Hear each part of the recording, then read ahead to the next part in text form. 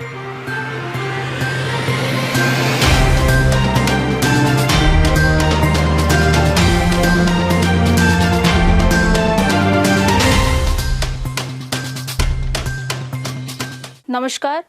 दिन भर की बड़ी खबरों के साथ मैं शताक्षी तिवारी आपका स्वागत करती हूं बस्तर की बात में। आइए सबसे पहले एक नजर डालते हैं आज की हेडलाइंस पर। सीमित संसाधनों के बीच जान की परवाह किए बिना कठिन घड़ी में सेवा में डटे हुए हैं बस्तर अंचल के डॉक्टर्स। शहर के व्यवसायी विशाल बुरड़ की वाहन नारायणपुर के पास दुर्घटनाग्रस्त, 2 मासूम बच्चों की मौत, 3 गंभीर। संजय बाजार में सरकार के गाइडलाइन का नहीं हो रहा पालन, सोशल डिस्टेंसिंग और ना ही मास्क पहन रहे लोग, कोरोना संक्रमण का बढ़ सकता है खतरा। शादियों के सीजन में बिजनेस का बजा बैंड, कोरोना से सब कुछ ठप, छोटे टेंट व्यवसायियों पर मंडरा रहा आर्थिक संकट। और शहर की प्रतिभाशाली नेहा लीक से हटकर कर रही कार्य, प्राकृतिक चीजों से बना रहे साबुन और चॉकलेट युवाओं के लिए बनी प्रेरणा स्रोत। अब खबरें विस्तार से। समाज में डॉक्टरों का बहुमूल्य योगदान है। डॉक्टरों ने समाज और देश के लिए हमेशा सेवा की है। बस्तर अंचल के डॉक्टर्स भी सीमित संसाधनों में उत्कृष्ट सेवा कर लाखों मरीजों की जान बचाई है। 1 जुलाई बुधवार को डॉक्टर्स डे के अवसर पर बस्तर अंचल के तमाम डॉक्टरों को बधाई और शुभकामनाएं देते हुए हम नमन करते हैं। डॉक्टरों के सम्मान में पेश है हमारा ये खास रिपोर्ट।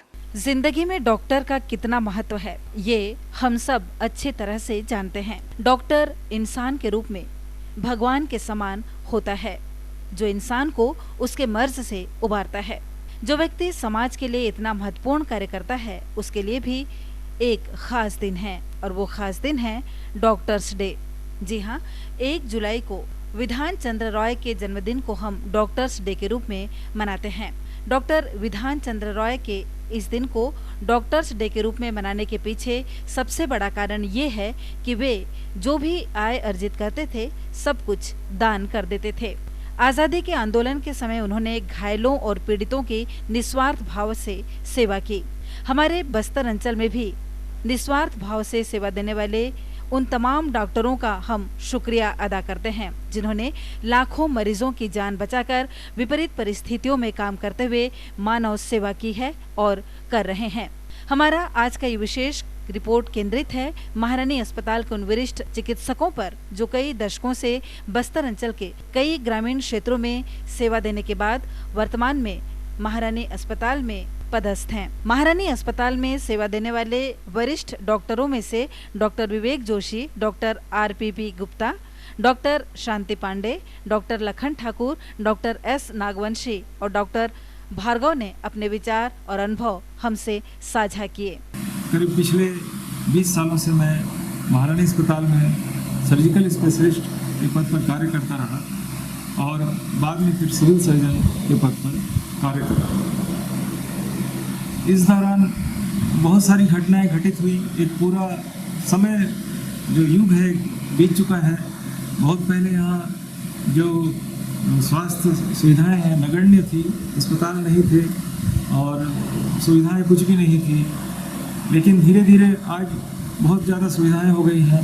खास करके फील्ड में हमारे वर्कर्स हैं, टीकाकरण और परिवार नियोजन, मातृ शिशु कार्यक्रम, इसमें बहुत बदलाव आया है और अच्छा हो रहा है। जिला चिकित्सालय, सामुदायिक स्वास्थ्य केंद्र, मेडिकल कॉलेज इत्यादि की स्थिति बहुत अच्छी हो गई है और स्वास्थ्य विभाग में बहुत HR के मामले में भी बहुत अमला भी बढ़ गया है। इस दौरान हमने जिला चिकित्सालय में जब हम काम करते थे सर्जरी में, तो आसपास के करीब 200 किलोमीटर तक कोई सर्जन नहीं रहता था। तो छोटे से छोटे भी सर्जरी होती थी, जैसे पेड़ से गिर जाना, गोली लग जाना, तीर लग जाना और पेट का खराबी हो जाना। तो इस तरह के जो सर्जरी के केसेस आते थे वो बड़े बुरी स्थिति में आते थे, पर हम लोगों ने उनका इलाज करके उन लोगों को काफ़ी हद तक वो हम ठीक कर दिया करते थे। वैसे ही एक किस्सा आता है, जब एक व्यक्ति पेड़ में चढ़ा था और वहाँ से नीचे गिरा और नीचे गिरने के बाद जो बाढ़ होती है, बाढ़ में एक लकड़ी लगा था जो उसके पेट के आर पार हो गई और पूरे पेट के आर पार हो गई। यहाँ वो उसी स्थिति में आया हमने उसके पेट से लकड़ी निकाली, उसके पेट में ऑपरेशन किए और 15 दिन बाद वो व्यक्ति जो है वो एकदम स्वस्थ होकर के यहाँ से डिस्चार्ज हुआ। मैं 1984 से जचकी विभाग में डिलीवरी वार्ड में अपनी सेवाएं दे रही हूँ। जगदलपुर में ज़्यादातर सेवा मैंने जगदलपुर महारानी हॉस्पिटल में ही दी है। महारानी हॉस्पिटल मुझे अपना सा लगता है, अपना घर जैसा लगता है, क्योंकि मैंने ज़िंदगी के कितने क्षण यहाँ बिताए हैं। जितना मैंने घर में बिताया उससे ज़्यादा यहाँ बिताया है, क्योंकि दिन और रात ड्यूटी करते थे हम लोग। और जब मेडिकल कॉलेज नहीं था तो बहुत बीहड़ से बहुत बिगड़े हुए केसेस भी आते थे, जिनको कि हमको बहुत मेहनत करके सुधारना पड़ता था। और कोशिश करते थे कि माँ और बच्चे दोनों साथ लेके गांव जाए, इसलिए हमने दिन रात मेहनत की यहाँ पे। कई बार रात रात को जग के और एक सात 8 डिलीवरी करवाते थे। साथ में फटा हुआ बच्चेदानी लेके भी भर्ती होते थे पेशेंट, एकदम नाजुक स्थिति में कि उनका जीना और मरने का नौबत रहता था। उसको ऑपरेशन करके ठीक करते थे। और जब पेशेंट वापस घर जाती थी उस समय तो हमको बहुत ही आनंद आता था कि कुछ हमारी सेवा के द्वारा एक माँ जिंदा हो गई। राकेश भार्गव हूँ और यहाँ आयुष विंग में पदस्थ हूँ। वर्तमान में मैं आयुष और कोविड में अपनी चिकित्सा सेवा दे रहा हूँ। विगत 3 माह से जब से कोविड शुरू हुआ, जब से मैं कोविड में चिकित्सा सेवा दे रहा हूँ। और जहाँ तक यादगार पल की बात है तो प्रतिदिन कोई ना कोई ऐसा स्मरण वाला वो रहता है जो यादगार पल होता है। फिर भी कोविड में जो काम किया और इससे जो संतुष्टि मिली है, बस्तर की जनता के बचाव के लिए जो काम किया, उससे हम बहुत खुश हैं। एमडी की शिक्षा पूरी करने के बाद मैंने बस्तर को ही अपना सेवा के लिए चुना और 1999 से लगातार मैं बस्तर में अपनी सेवा दे रही हूँ। मुझे यहाँ काम करके बहुत अच्छा लगता है, क्योंकि यहाँ के लोग बहुत ही सीधे साधे सरल स्वभाव के होते हैं, जो अपना तकलीफ़ किसी को बता भी नहीं पाते हैं। ऐसे समय में उनको देखते हुए अपनी पूरी सेवा जितनी हो सके उनकी सेवा करने की कोशिश की। 2001 में एक ऐसा मरीज जो गर्दन की हड्डी टूटी हुई थी, उनके हाथ पर चलना बंद हो चुके थे, तो वो पेशेंट करीब 7 दिन से नीचे ज़मीन पे लेटा हुआ था। तो चूँकि मैंने अपोलो हॉस्पिटल में काम किया, उस एक्सपीरियंस पे, एक अनुभव के आधार पर मैंने उसको सिर में एक छेदा करके अपने लोहे का सरिया होता है उसके ज़रिए अपन ने खिंचाव दिया। खिंचाव देने के बाद वो पेशेंट करीब 100% रिकवरी हो गया, पूरा सुधार हो चुका है। उसके बाद वो चलने फिरने लग गया है। फिर वो हैदराबाद जाके हमारे ग्राम में पूछा कि आपने इलाज कहाँ से कराया, तो उस पेशेंट ने बोला सर जगदलपुर। बोले जगदलपुर में ऐसा होता है क्या? तो सबसे अच्छा होता है कि कोई पेशेंट अगर खुशी से रिकवर होकर जाता है, हम लोगों को भी खुशी होती है कि हमने बहुत कुछ तो काम किया। दुनिया में किसान और जवान के समान ही डॉक्टर की भूमिका बेहद महत्वपूर्ण है, जिनके बिना समाज की कल्पना असंभव है। मरीज डॉक्टरों को धरती का भगवान मानते हैं। रोगी जब डॉक्टर के पास जाता है तो वो याचक के रूप में होता है और डॉक्टर दानी। डॉक्टर रोगी को मौत के मुंह से भी निकाल कर ले आते हैं। डॉक्टर आयुर्वेदिक, एलोपैथी, यूनानी, होम्योपैथी अलग अलग चिकित्सा पद्धतियों के जरिए मरीज को ठीक करने का प्रयास करते हैं। विश्व भर में कोरोना जैसी खतरनाक महामारी के चलते डॉक्टर्स अपनी भूमिका तत्परता से निभा रहे हैं। इस कठिन घड़ी में जिंदगी और मौत के बीच अगर कोई है जो बिना किसी डर के अपने कर्तव्य पर अडिग हैं, तो वो हैं धरती के भगवान यानी डॉक्टर। कैमरामैन सोनू बघेल के साथ गायत्री आचार्य की रिपोर्ट, जगदलपुर। शहर के आजाद चौक में रहने वाले बुरड़ परिवार में बुधवार को एक भयानक हादसा हो गया, जब यह परिवार शादी समारोह में शामिल होने के लिए रायपुर गया हुआ था। वापस लौटने के दौरान राव घाट के पास कार सड़क किनारे पेड़ से टकरा गई। इस हादसे में कार में सवार 5 लोगों में से 2 मासूम बच्चों की मौत दुर्घटना स्थल पर ही हो गई और 3 गंभीर रूप से घायल हो गए। घटना की जानकारी मिलते ही पुलिस मौके पर पहुंचकर गंभीर घायलों को बेहतर उपचार के लिए अस्पताल में भर्ती कराया। इस कार में शहर के अनाज व्यवसायी विशाल बुरड़ सहित उनकी पत्नी और 2 बच्चे सवार थे। ये सभी शादी समारोह से वापस शहर लौट रहे थे। ड्राइवर को झपकी आने के कारण यह हादसा हुआ। इस घटना में 2 मासूम बच्चों की दुखद मौत हो गई, वहीं पति, पत्नी और ड्राइवर गंभीर रूप से घायल हैं। इस घटना से पूरे परिवार सहित पूरा शहर शोक संतप्त है। शहर के अनुपमा चौक में एक नवीन प्रतिष्ठान अजहरी इलेक्ट्रॉनिक्स का शुभारंभ किया गया, जिसका उद्घाटन स्थानीय सांसद दीपक बैज और बीजापुर के विधायक और बस्तर विकास प्राधिकरण के उपाध्यक्ष विक्रम शाह उसेंडी के मुख्य आतिथ्य में बुधवार को किया गया। संस्थान के संस्थापक उस्मान रजा ने बताया कि क्षेत्र के लोगों को उत्कृष्ट इलेक्ट्रिकल सेवा उपलब्ध कराने के उद्देश्य से संस्थान खोला गया है। इस दौरान सोशल डिस्टेंसिंग के चलते सीमित लोग उपस्थित थे।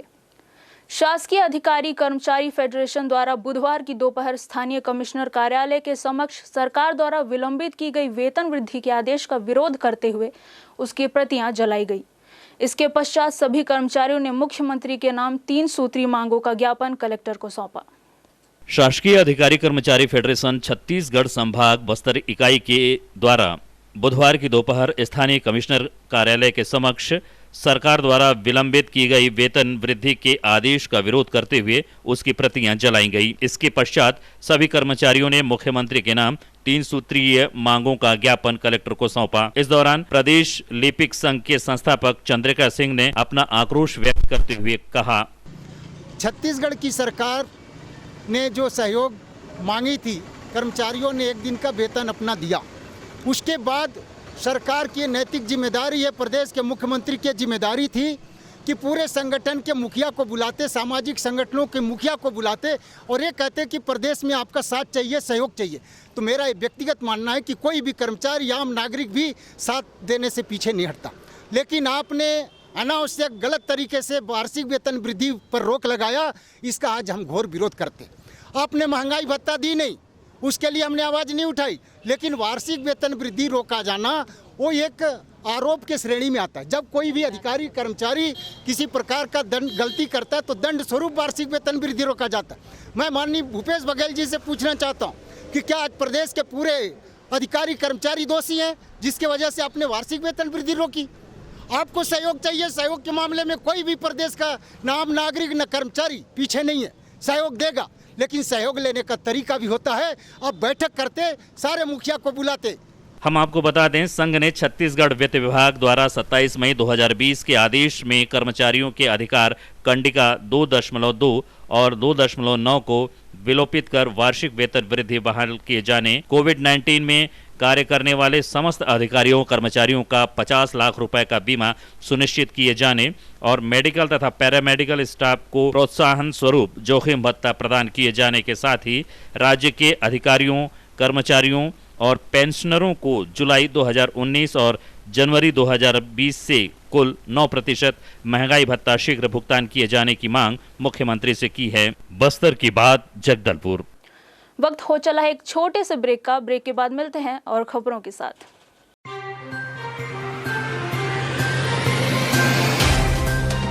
सफर जगतुगुड़ा से जगदलपुर का,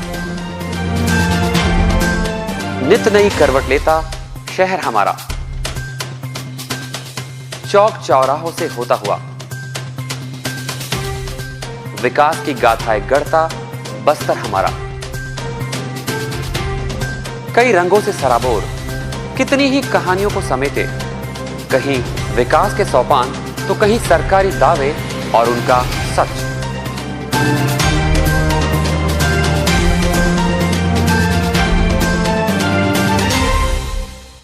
आतंक से दहलते जंगल, जमीन और जीवन, साहस और धैर्य से करवट लेती जिंदगी, राजनीति की चौसर के जाने अनजाने दांव, व्यवस्था की खूबी, कमी और खामी, खूबसूरत नजारे। अब होगी हर बात हमारे साथ, बस्तर की बात।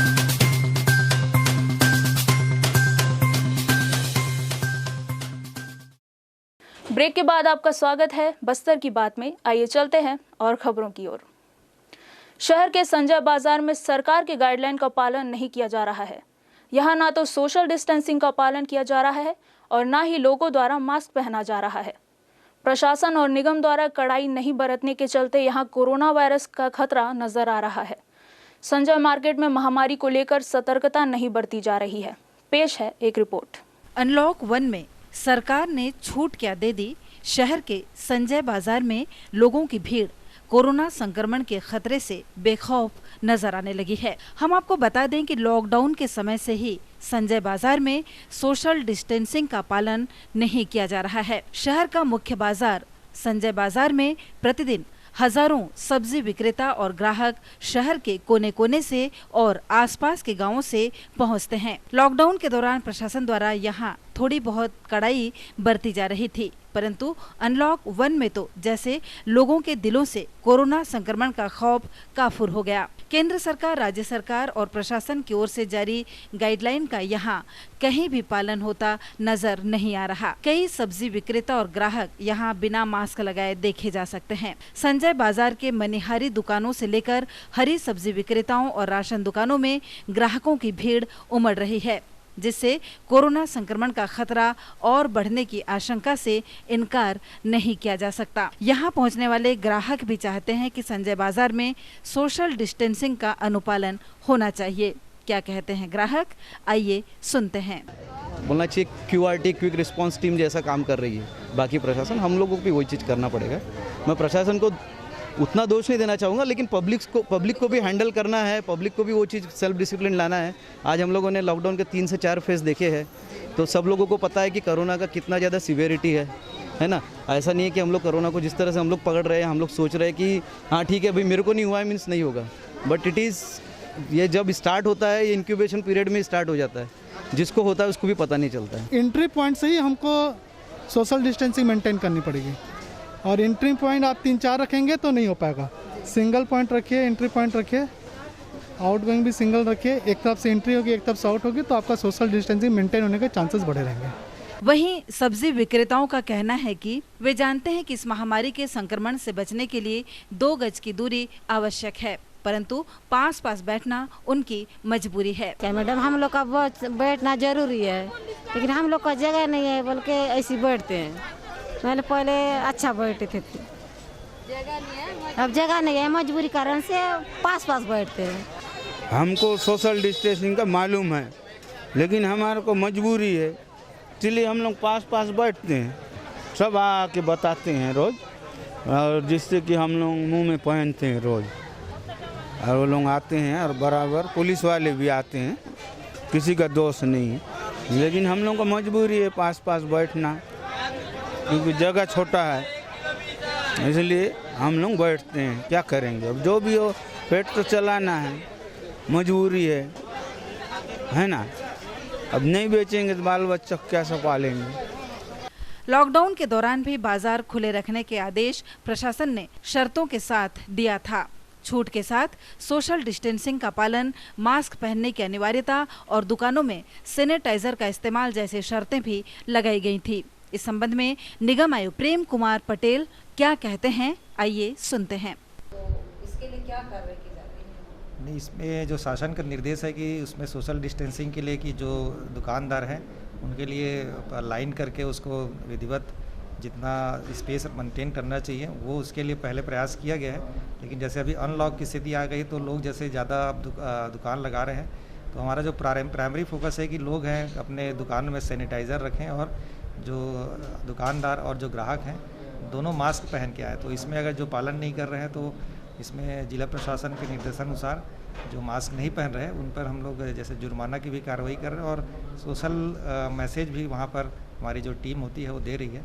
लेकिन इसके बाद भी देखा जा रहा है कि उतना अच्छे से पालन नहीं कर रहे हैं, तो इसके लिए प्रशासन की तरफ से फिर से उसमें प्रयास करेंगे कि इसके मतलब जो मेन बाज़ार है यहाँ पर किसी प्रकार से जो कोरोना है वो मान लो भविष्य में फैले नहीं, इसके लिए हम फिर से प्रयास करेंगे। और उसके लिए हम करेंगे कि कुछ जगह हमारे पास वहाँ खाली है, वहाँ पर जो घने जो बैठ जाते हैं लोग पास में, तो उनको स्प्रेड आउट कर देंगे, जिससे कि डिस्टेंस भी बढ़ेगा।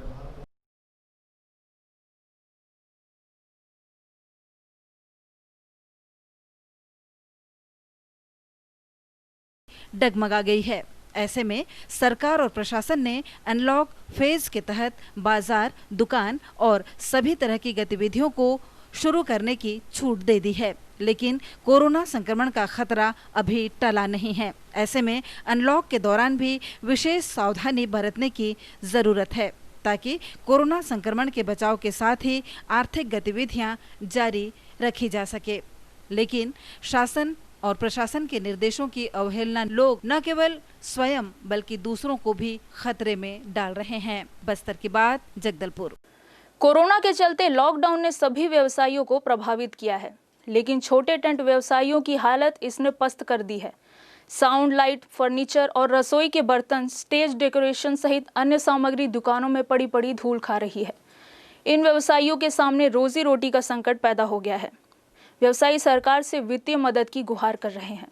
हर साल की तरह इस साल भी तमाम शादियां होनी थी।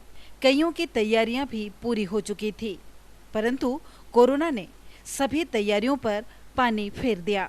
जिन घरों में शादियां होनी थी वे तो परेशान हैं ही, परंतु उनसे ज्यादा परेशान और तबाह टेंट व्यवसायी और उनसे जुड़े हजारों लोग हैं, जिनका काम धंधा पिछले 4 माह से ठप पड़ा हुआ है और कब शुरू होगा इस माहौल में अनुमान लगाना कठिन है। जी हाँ, कोरोना का सबसे ज्यादा असर छोटे टेंट व्यवसायियों पर भी पड़ा है।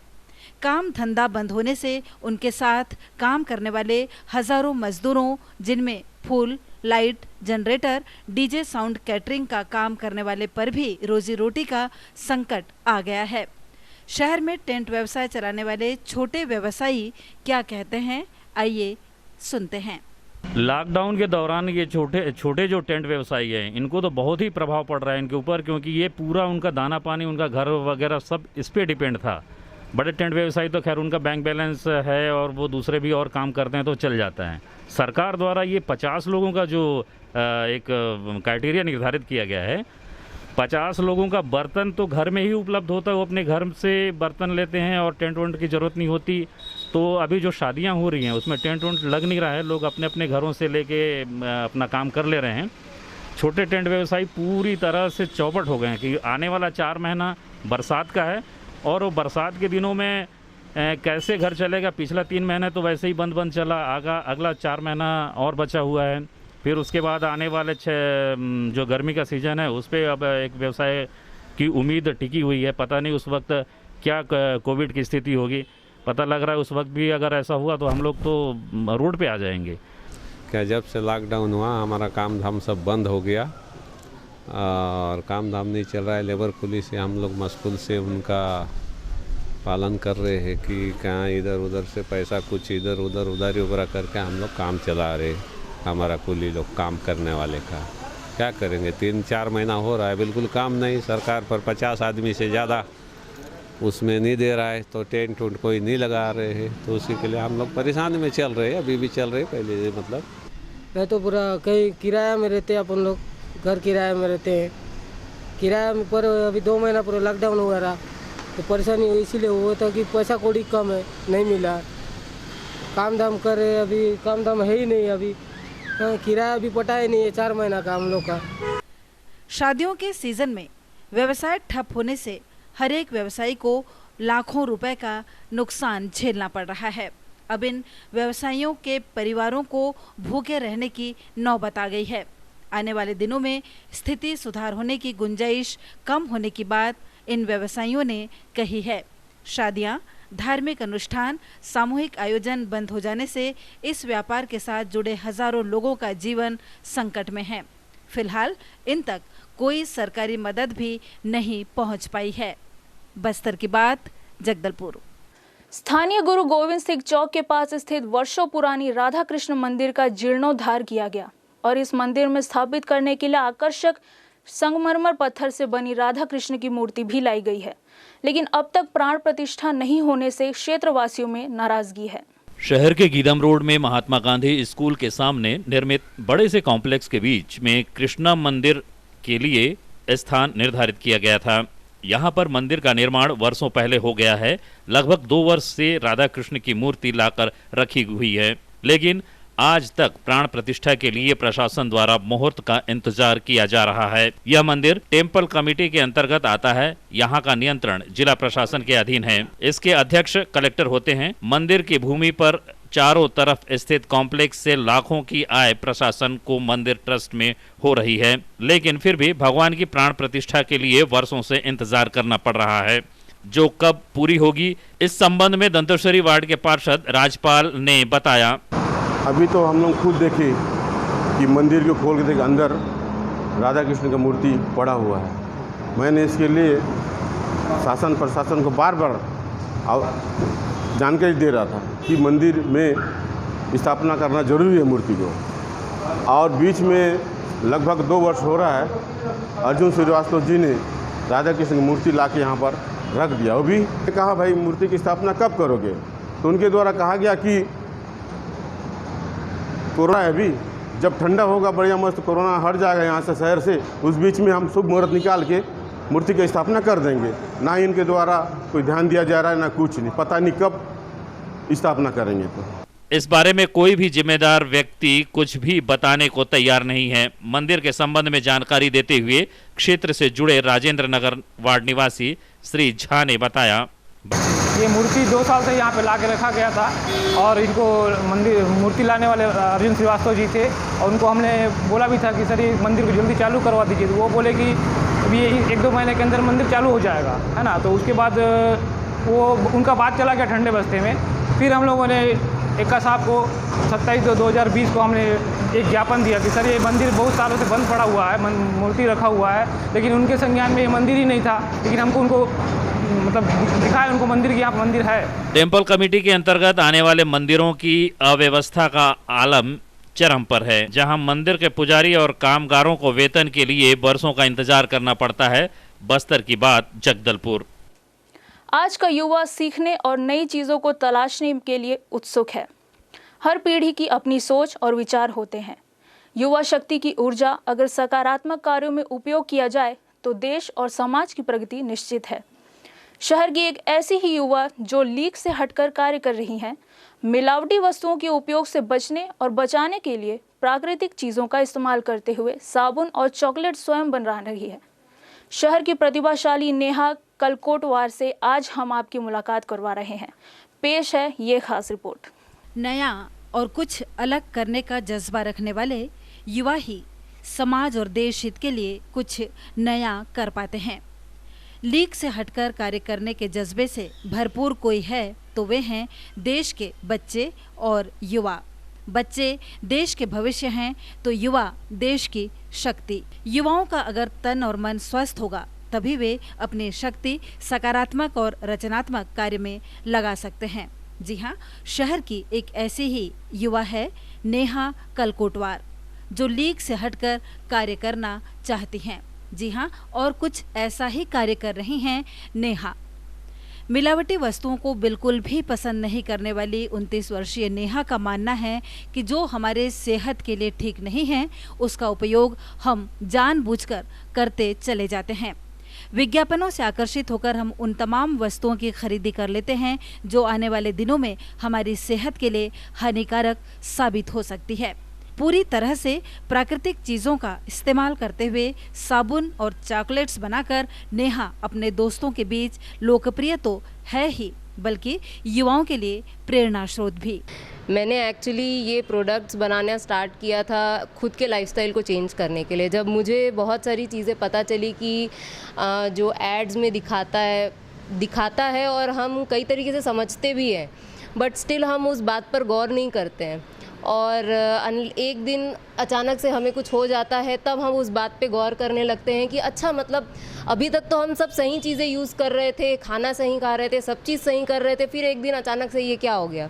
जनरली ह्यूमन बींग्स के साथ ऐसा होता है। तो फॉर सम रीज़न मैंने भी एक दिन ये सब चीज़ें ज़्यादा ऑब्ज़र्व करना स्टार्ट किया, तो तब से मैंने एक शिफ्ट करना स्टार्ट किया अपने लाइफस्टाइल में। तो मैं जो अभी प्रोडक्ट बनाती हूँ बेसिकली वो मैं बनाती हूँ सोप्स एंड चॉकलेट्स, क्योंकि मुझे लगा कि ये जो चीज़ें हैं वो जनरली हम सब बहुत ज़्यादा यूज़ करते हैं, कहीं ना कहीं हर दिन यूज़ करते हैं।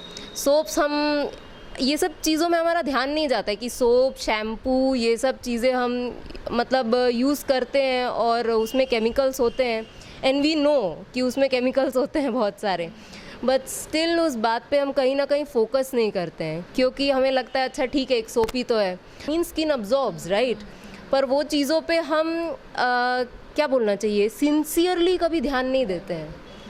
तो मुझे लगा कि ये सब चीज़ों को बदलना बहुत ज़रूरी है, क्योंकि मतलब यानी बाजार में जो बिक रहा है हम उसे ले लेते हैं कि उसे बिना कुछ जाने कि ये है क्या चीज़। एग्जैक्टली एक्चुअली ना क्या होता है ना, हम ऐड देखते हैं हमेशा, और हम ना एजुकेटेड होते हुए भी अपने एजुकेशन को ना कई तरीके से ना फोकस में नहीं ला पाते कई बार। मतलब जस्ट एन एग्जाम्पल, क्या होता है ना, ऐड दिखाते हैं और ऐड में बोल रहा है ये लेना है, वो लेना है, ऐसा करना है, वैसा करना है, हम ब्लाइंडली वो चीज़ें करते हैं। ये सब जो साबुन होते हैं ना, वो मेजरली क्या है ना, ऑयल से बने हुए होते हैं।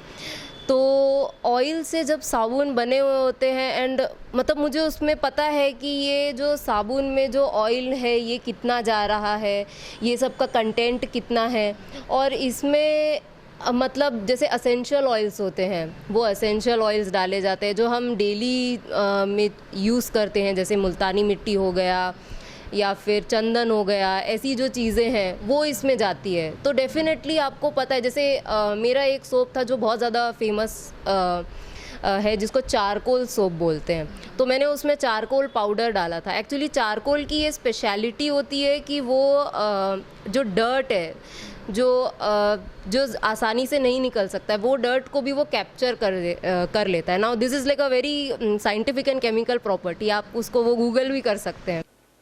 चलते चलते आइए फिर नजर डालते हैं आज की हेडलाइंस पर।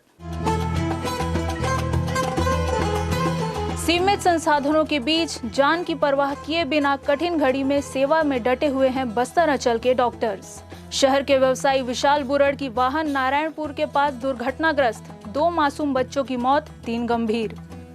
संजय बाजार में सरकार के गाइडलाइन का नहीं हो रहा पालन, सोशल डिस्टेंसिंग और ना ही मास्क पहन रहे लोग, कोरोना संक्रमण का बढ़ सकता है खतरा। शादियों के सीजन में बिजनेस का बजा बैंड, कोरोना से सब कुछ ठप, छोटे टेंट व्यवसायियों पर मंडरा रहा आर्थिक संकट। और शहर की प्रतिभाशाली नेहा लीक से हटकर कर रही कार्य, प्राकृतिक चीजों से बना रहे साबुन और चॉकलेट युवाओं के लिए बनी प्रेरणा स्रोत। बस्तर की बात में आज सिर्फ इतना ही। कल हम फिर हाजिर होंगे कुछ और खबरों के साथ, तब तक के लिए नमस्कार।